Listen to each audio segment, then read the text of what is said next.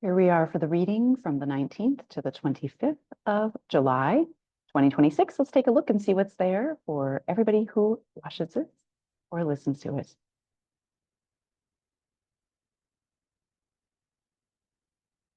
There's an unfolding. It feels like a flower that is unfurling or coming to fruition, blooming. And it's interesting that and then held it. It is like we're holding our breath. We're waiting for something to be revealed or to see what is greater. And I know that there have been a lot of messages about what our future looks like and is there hope and are we doing enough and are we doing the right things? And it just feels overwhelming to I think so many of us. And part of the reality here is we are to be living life and we're understanding how to live life as we go ahead and make these changes in our world and in our life. And if you listen to some of the astrologers, are saying we're planting seeds right now. And indeed we are, but what we are really doing is we're blooming, and out of that bloom, we're giving ourselves the willingness to show who we are and to express who we are, particularly the Virgos. It seems like a lot of the energy is set up for Virgos to show themselves. And it's no surprise because Virgo is maybe one of the more intense signs in the zodiac, but it also is a sign that's about organization. It's about setting the tone. It's about seeing the things that don't work so we can think of people who are Virgos as maybe pessimistic sometimes or too optimistic, but that there's this reality to it for them about changing things, about seeing how things can be different. So if you are a Virgo, you might have more energy at stake in this and feel a little bit more confused and torn, and instead of just, who cares? Just let it go. It's going to be okay. Whereas you might see Gemini, who is also akin to our planet, be more free flowing, like, just do it. Just who cares? Don't think about it. That doesn't work for somebody who's a Virgo. So I want you to just know that the energy is kind of hot on you. And that's not your fault or a problem. It's just this positioning of do your best to let go and live life and allow this blooming to happen and show yourself, show who you are, and allow it to express in greater ways. We might be working through some things of self-confidence, of just in general, in humanity, self-doubt. And it's not, oh, I have imposter syndrome. You're going to feel it come and then you're going to feel it go. And my encouragement in this energy is to look at it as the opportunity that's come your way to say to yourself, okay, this isn't working, or this is working, or this is how I feel about it. And take that cue and push into asking the universe for help. Hey, show me the core of this. Let's get to the bottom of this. Let's get this set up and in motion in a way, pull out the core of the issue. Let me see it. Let me move through it. Help me move through it, right? That could be another position with it. So consider those ideas as you're going through this odd time of planting seeds, but you're blooming at the same time. It's about showing yourself, showing what you know, but not proving it. In my work, it would say proving is doing what we were doing before. And that's what got us into this mess in the first place. So instead, we're quiet in a way of we know, but where it's appropriate, we say, did you think of this? Or how about that? And see how people respond to that, right? And then pivot from there and just meet them gently to see if you can change perceptions without forcing it, telling, proving, boasting. Well, here's what I've done. None of that. All of that is going away. That's what's old. That's why if you're in this work of what the difference in the future is, you might not be working it out with marketing the same way and so on. We hear a lot of marketers say, I want to show you how to do it differently. Maybe they are. Maybe they're helping you.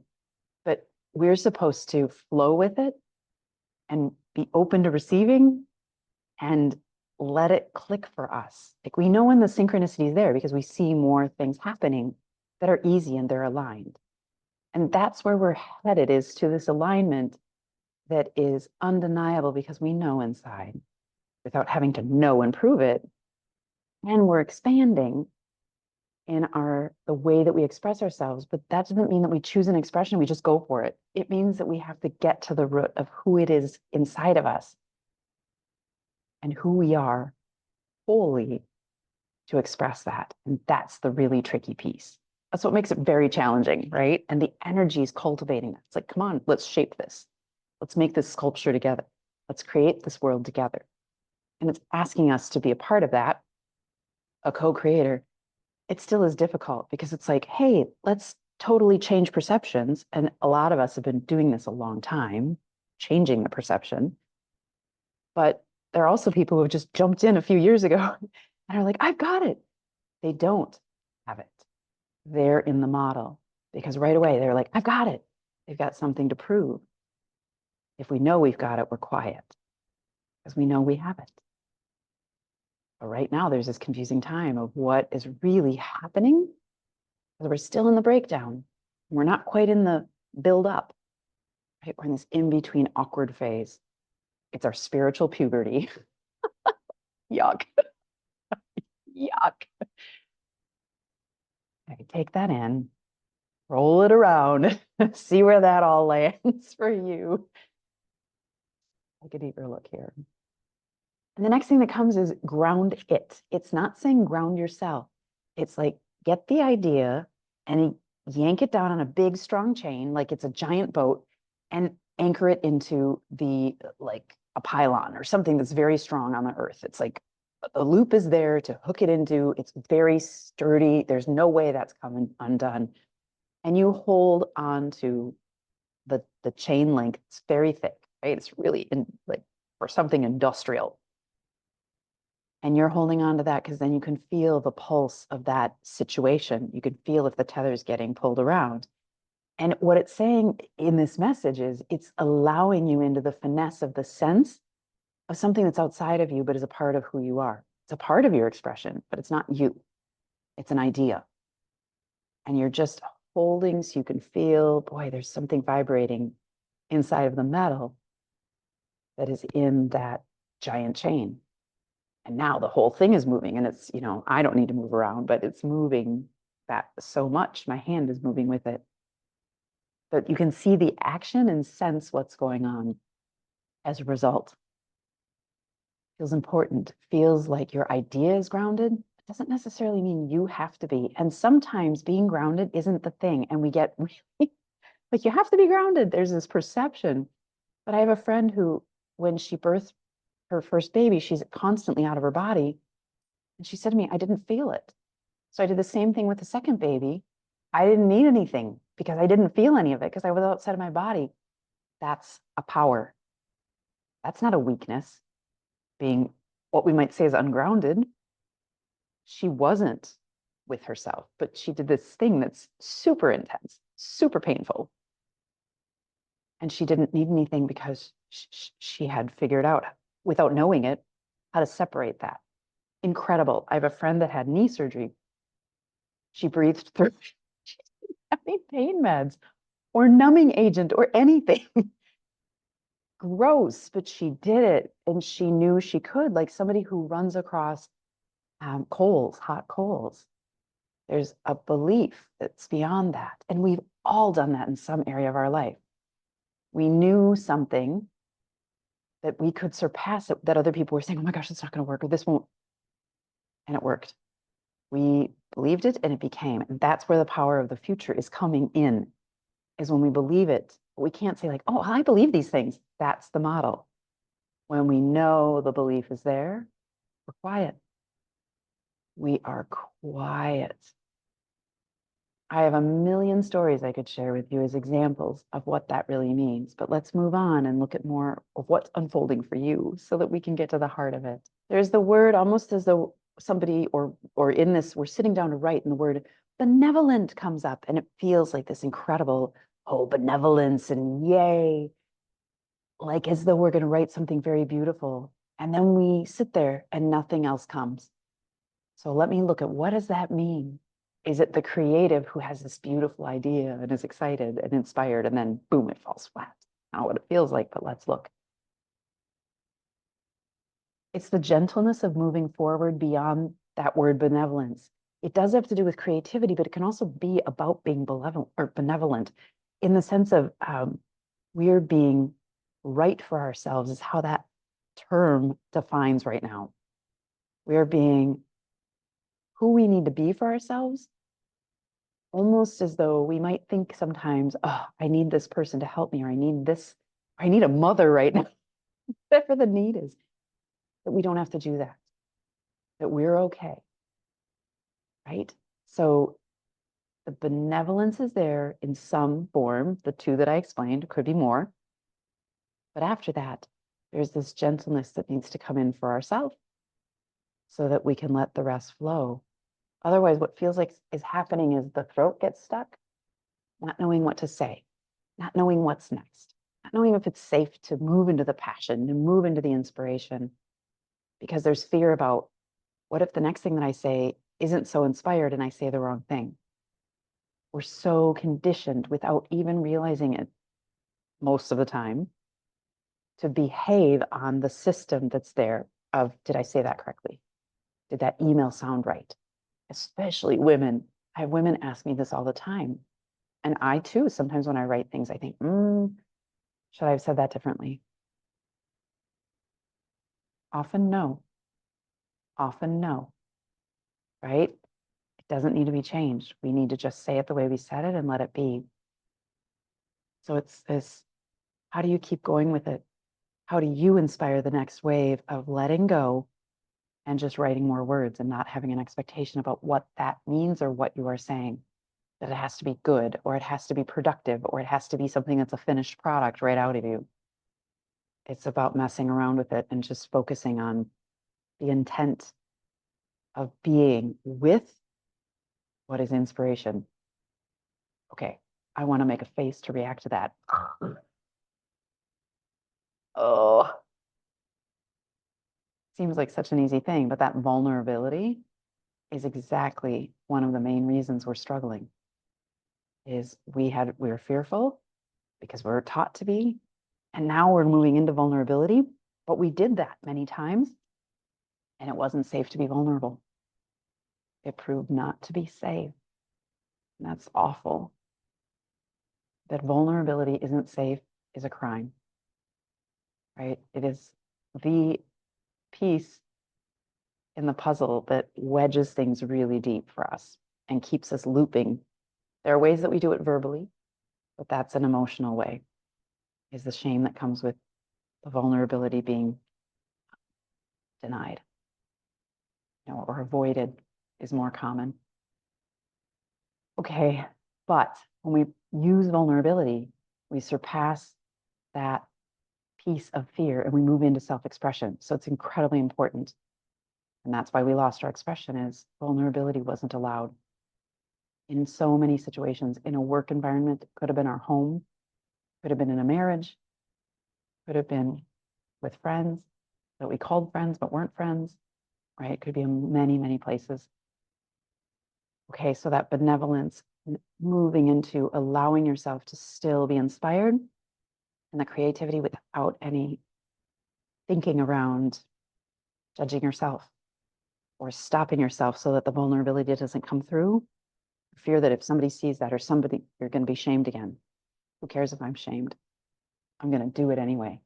That's the thing to do. That's the just watch me. Somebody says, well, you shouldn't do that. Just watch me. I'm going to do it anyway. Powerful. Very powerful. Okay. Take a deeper look. The word censor yourself and you censor the world. Now, the people that are probably drawn to my work are highly sensitive people. They could be mostly women, probably, and some men. And you are already probably a bit altruistic by nature, meaning you aren't somebody who's looking to take advantage of other people. You often tend to be, if anything, sacrificing yourself for others, not because it isn't genuine, not because it's what you were taught to do.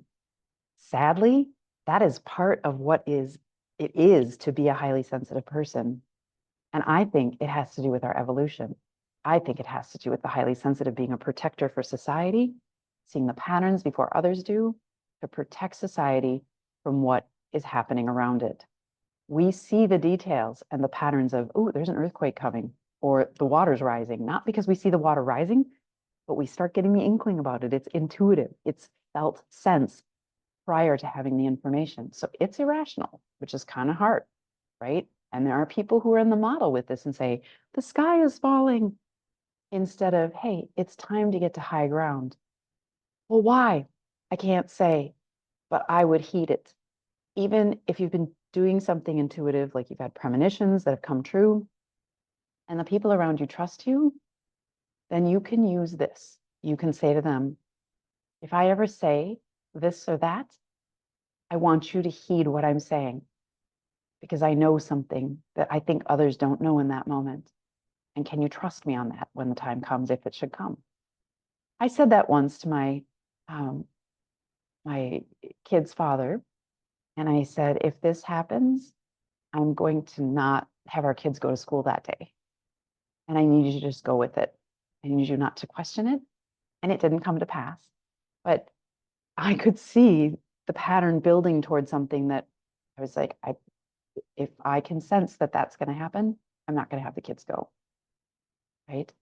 So we want to operate at that level, because if our whole world operated at that level, can you imagine how different our world would be if like forces knew, in a war, oh, we know they're coming.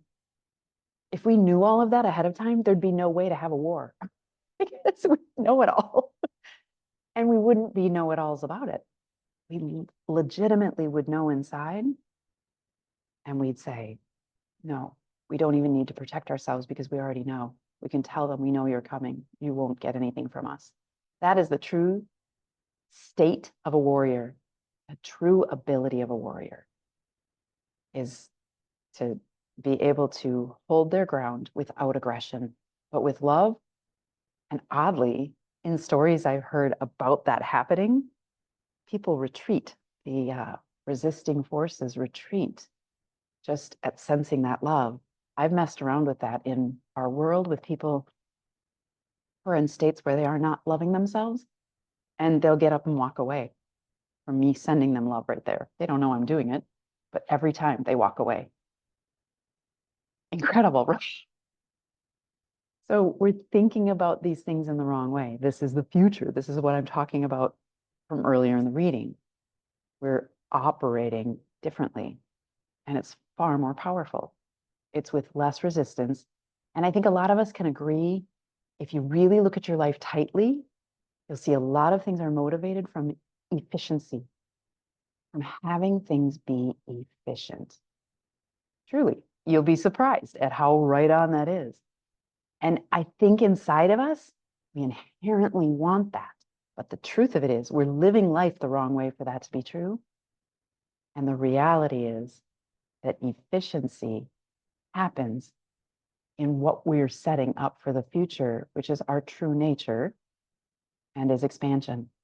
It's so easy, it's ridiculous, but it's so hard, because the simplicity of it and where we've gotten ourselves to in our society these days at this point is so contrary. It's confusing to us. How do you go to that simplicity? What does that look like? We want to make it cerebral. Think about it, instead of just sensing it and doing and operating off of what we sense. Oh my goodness. Okay, let me take one more look, and then I'll sum it up in that. And then the next thing is this chaos of, and it's like you're running away from yourself, but you're running in a circle, right? We're running away from ourselves. We're running away from ourselves. We're not just turning and stopping and looking at ourselves. And for some of us, I say, I don't necessarily think we need a regular practice, but we need to do what we need to do when we need to do it. And so what's important is to know what those things are. So journal for a time and learn what that does for you. Meditate for a time so that you learn what that does for you. So when you need to cultivate that relationship with yourself in the moment, you can go ahead. Journaling is the thing that I need to do. Meditating is the thing I need to do. Going on a walk is the thing I need to do. Doing yoga, whatever it is. But I'm more pull out that tool that you need as you need it to keep your life flowing, because we want to be reliant on less. And ditch this idea of self-care, because that's part of the problem. It's, well, I got to care for myself. And yeah, but why would you ever say that? If you know you need to go and take a walk, just do it. But don't tell us you have to go and take self-care. That's a lot of drama. And it's not fact-based for anybody, but it is for you, but why would we need to know it? Unless you're trying to posture in the model and tell us how good you are, which is what's happening, or how stressed you are. Say the thing that's true. I'm stressed. I'll see you later. I need to take a walk. That gets into drama. So we need to stop walking in a circle and wearing a pattern, and we need to face ourselves. And I tell you, that's uncomfortable. I've bawled my eyes out sometimes when I have to face myself. You may have experienced that too, because it's not easy to go in and get deep, but it's what's necessary to move out of this shit and into what is real for each of us. And you are your own catalyst. Like, you know for yourself. But if you're trying to tell everybody you know, you got it wrong. If you're quiet and you struggle through that quietness to know for yourself, you're on the right path. You're on the right path. Okay, I hope that this reading has served you. Please like, share, follow, comment, do all the things, tell your friends about it. And I post them weekly on Sundays for the week from Sunday through Saturday. All right, take care.